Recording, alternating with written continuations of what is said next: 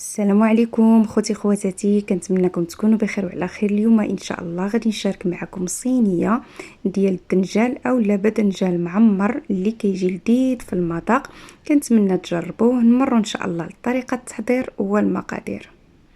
بسم الله. بالنسبه للمقادير غادي نحتاج هنايا 2 حبات ديال الفلفله حمراء مقطعين شكل مربعات، 2 حبات ديال الفلفله خضراء مقطعين على شكل مربعات، و2 حبات ديال البصله حتى هما مشلطين على شكل مربعات. عندي هنا 4 الحبات ديال المطيشه اولا الطماطم مقطعين على شكل مربعات، 4 ديال الحبات ديال الدنجالات مغسولين من قبل مع قطيره ديال الخل باش ما كتبقاش فيهم ديك المروره. بالنسبه للزين كيبقى اختياري. عندي هنايا طماطم صغيره اولا طماطم سوغيس. عندي هنايا 100 غرام ديال الجبن، 400 غرام ديال الكفته ديال البقري. وغادي نمروا ان شاء الله لطريقه التحضير. بسم الله. بالنسبه للطريقه كنضيف هنايا 4 الحبات ديال المطيشه اولا الطماطم اللي حيدت من قبل من هذاك الماء اللي كيكون فيها، وكذلك ديك الزريعه باش كطيب لينا مطيشه ناشفه. هنا ضفت مغرفه صغيره ما يعادل تقريبا واحد 4 كاس صغير ديال زيت الزيتون. كنضيف هنايا 2 فصوص ديال الثومه درتهم في هذه المعاسه. بالنسبه اللي ما متوفرالوش هذه المعاسه كيقدر يحكم او اللي يقطعهم رقاق، يعني نتوما كيبقى لكم الاختيار بالنسبه للتقطاع ديال الثومه. وغادي نضيف راس معلقه ديال الملحه. غادي نغطي على المقله وغادي نوضعها فوق عافيه تكون متوسطه تقريبا مايله، يعني تقريبا قليله باش كطيب مطيشه على خاطرها.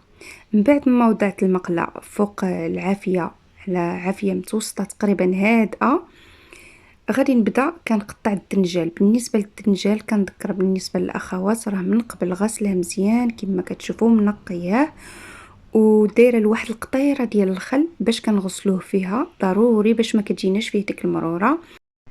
من بعد ما قطعته كامل على نصفين كيف ما شفتوا ديك 4 الحبات كناخذ هاد السكين او اللاموس وكنبقى ندور على النصف ديال الباذنجال اولا الدنجال، كندور عليه بهذا الشكل وكنحاول ندير فيه هاد الشرائط كما كتشوفوا باش بواحد السرعه كيطيب لينا وكيشرب لينا بواحد السرعه ديك الملحه اللي غادي نضيفها من بعد. كيف ما شفتوا هنايا غادي نستمر يعني بنفس الطريقه. غادي نوري بالنسبه للاخوات المبتدئين صافي كندور بهذا الشكل، يعني كناخذ ما نحاولوا ما نقيسوش يعني ديك القشره اللي كتكون من التحت، يعني غير من الفوق بحال هذه الطريقه.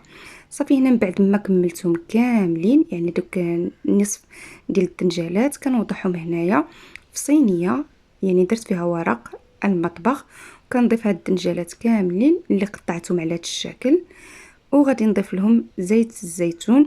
بالنسبه لي انا زيت الزيتون كيجيني صحي، اللي بغى يضيف زيت المائده يعني كيقدر يضيفه. هنايا كنرش واحد شويه ديال الملحه باش كيجينا الدنجال لذيذ. وغادي نوضعوه في الفران وغادي نمروا المقله ديال المطيشه.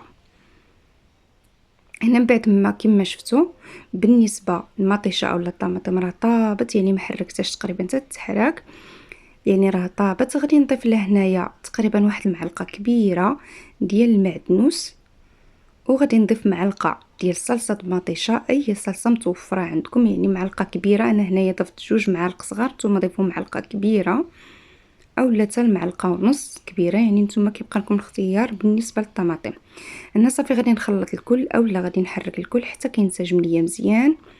وغادي نضيف التوابل. ضفت هنايا معلقه ديال الكمون، راس معلقه ديال الفلفل الحار، ونص معلقه ديال الفلفل الاحمر اولا التحميره.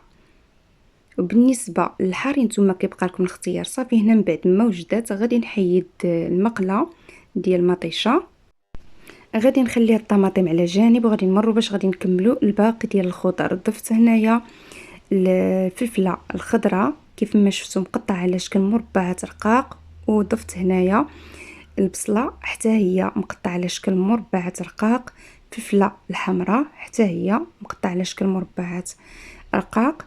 غادي نضيف هنايا تقريبا معلقه كبيره ديال زيت المائده وراس معلقه ديال الملحه، وغادي نغطي على الكل وغادي نوضعوه فوق عافيه متوسطه. هنا من بعد ما وضعته فوق عافية متوسطة، مرة ضروري كنحركوه باش كيطيب لينا بواحد السرعة. كنخلطو يعني هاد الخضر كاملة حتى كتنسجم مع بعضياتها، وغادي نخليهم كيتشحروا، وغادي نمروا باش غادي نوجدو الكفتة. هنايا بالنسبة للكفتة ضفت هنايا 400 غرام، وغادي نضيف بالنسبة للفلفلة الخضراء والفلفلة الحمراء والبصلة من بعد ما بدات كتدبل، يعني راه مازال خضراء غير بدات كتدبل. ضفت هنايا 2 معالق كبار ديال الخليط ديال الخضر، معلقة ديال التحميرة، ونص معلقة ديال الابزار، راس معلقة ديال الملحة، وتقريبا معلقة ديال زيت الزيتون صغيرة. غادي نخلط الكل يعني حتى غادي تنسجم ليا هاد الكفتة مع هاد التوابل اللي وضعت ومع هاد الخضرة. كنتمنى تجربوا الكفتة بهاد الطريقة، راها كتجي لذيذة بزاف بالنسبة للبصلة وبالنسبة للفلفلة اللي وضعنا. ضفت هنايا تقريبا واحد المعلقة صغيرة ديال المعدنوس، ضروري كنديروه في هاد الطريقة لان تجي الكفته كتجي به لذيذه صراحه. صافي هنايا من بعد ما خلطت الكل غادي نبقى ندير كويرات. هنايا بالنسبه للدنجال غادي نعمرو يعني بهذه الطريقه، يعني على شكل كويرات. كيجي الصراحه لذيذ بهذه الطريقه، يعني الكفته كتبقى صحيحه هكاك، ماشي ملي كنخلطوها كامله هكا كتجي صحيحه وكتجي لذيذه. كنتمنى تجربوا هذه الطريقه. صافي هنا غادي نستمر حتى غادي نكمل هاد الكفته كامله. من بعد ما كملتها غادي نخليها على جانب، وغادي نجبدو الصينيه ديال الفرن ديال الدنجال. هنا بالنسبه للدنجال صافي راه هو وجد، يعني كيف ما شفتو راه طاب مزيان، كيتحيد غير بالمعلقه. كنحيدو كنحافظوا على ديك القشره ما نقيسوهاش، حيت ديك القشره ديال الدنجال هي اللي غادي نعمروها. يعني بهذه الطريقه كيف ما شفتو. غادي نستمر، غادي نوريكم مرة أخرى بالنسبة للدنجال بهذا الشكل. صافي هنايا غادي نستمر حتى غادي نكمل الكمية اللي عندي ديال الدنجال كاملة. وبالنسبة لأخوات الدنجال الا طلق لكم الماء عصروه، يعني ضروري كتعصروه من داك الماء ما كتخليوهش فيه. هنا من بعد ما كملته كامل غادي نخليه على جانب. وبالنسبة للقشور صافي المهم هما على هذا الشكل كيصبحوا واجدين. هنا بالنسبة للفلفلة والبصله راهم صافي دبلو تقريبا طابو. ضفت هنايا الدنجال، ضروري الا كان فيه الماء ضروري كتعصروه عاد كتضيفوه على ديك الفلفله والبصله. هنا كنحاول نمعسو بهذه الطريقه وكنحركو بهذا الشكل حتى غادي يشرب ليا مزيان هاد البصله والفلفله. غادي نضيف هنايا بالنسبه للطماطم اللي حضرتها معكم من قبل، ضروري كنضيفوها في الدنجال باش كتعطيه داك المذاق لذيذ، لان الدنجال معروف كتواتيه مطيشه. صافي غادي نخلط الكل حتى غادي ينسجم ليا. وغادي نضيف التوابل. بالنسبه للتوابل اللي كنضيف هنايا معلقه ديال الكمون، راس معلقه ديال الابزار، نص معلقه ديال الفلفله فلفل احمر او لا التحميره. صافي وكنخلط الكل حتى غادي تشرب لي هاد التوابل مع الدنجال. هنايا صافي كنبقى نضيف هاد الكفته اللي كورتها. بالنسبه لهاد الطريقه كنتمنى تجربوها، يعني افضل، يعني كتكون مختلفه بزاف على الكفته اللي كتوضعوها عاديه. هنا صافي كنضيف معدنوس تقريبا واحد المعلقه، وغادي نغطي على المقله وغادي نخليها كطيب على عافيه متوسطه، ما تكونش قليله بزاف باش ما كترخيناش الماء، لان معروفه الكفته بواحد السرعه كترخي الماء. كيف ما شفتوا على هذا الشكل راه يعني ضروري كنبقاو نحركو باش ما تلتصقش لينا المقله. صافي هنايا راه تقريبا صبح واجد. غادي نطفي على المقله على هذا الشكل. صافي غادي نحيدو. هنا من بعد ما حيدتو خليت يعني الكفته يعني بدات كتبرد غير واحد شويه، كنضيف لها هاد الجبن. كنضيف هنايا تقريبا واحد معلقه كبيره ديال الجبن حتى 2 معالق، وكنخلط باش كتجينا ديك الحشوه معلكه. غادي نضيف هنايا مطيشه اللي درت، يعني الصلصه ديال الطماطم. غادي نضيفها هي الاولى في الصينيه ديال الزجاج اللي غادي ندخل ديال الفرن. غادي نسرحها كامله الطماطم من التحت بهذا الشكل.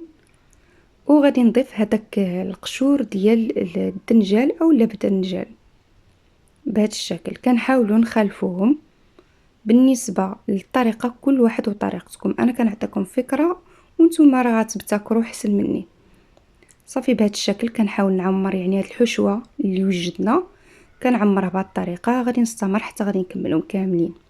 من بعد ما عمرتهم كاملين غادي نضيف لهم هاد الجبن بهذه الطريقة، يعني كاملين كنحاولوا نديروا في كل نصف ديال بدنجالة كنديروا فيها الجبن بهذه الطريقة. غادي نستمر حتى غادي نغطيه كامل بهذا الجبن، وغادي نزينو بالطماطم سوغيس اولا مطيشه صغيره. بالنسبه للتزيين كيبقى اختياري، يعني كل واحد والطريقه ديالو.